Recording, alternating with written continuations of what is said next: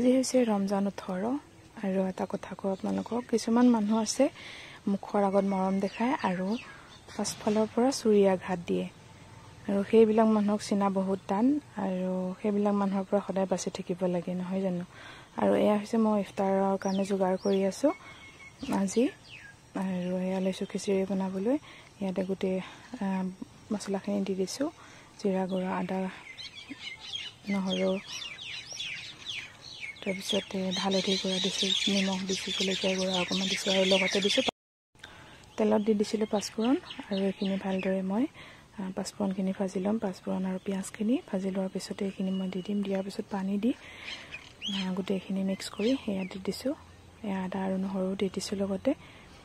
তাৰপিছত দুটা চিটি অহাৰ পিছত আকৌ মই নমাই লোৱাৰ পিছত ধনিয়াখিনি দি দিম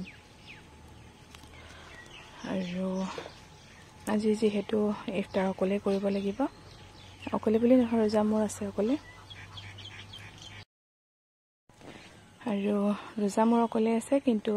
সবেই খাব ইফতাৰ আৰু সেইকাৰণে সকলোৰে কাৰণে বনাব লগা হৈছে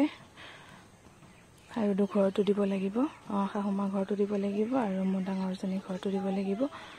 সেইকাৰণে অলপ বেছি কৰি বনাইছো খিচিৰিটো আৰু খিচিৰি এইদৰে খাই চাবচোন বহুতেই সোৱাদ লাগে মই ইয়াতে চব দি দিছিলো বুট দিছিলো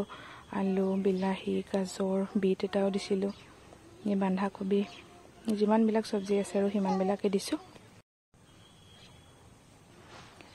আৰু খিচিৰিত যিমান চব্জি দিয়ে সিমানেই খাবলৈ সোৱাদ হয় আৰু ময়ো সেনেকৈ দি দিছিলো গোটেইখিনি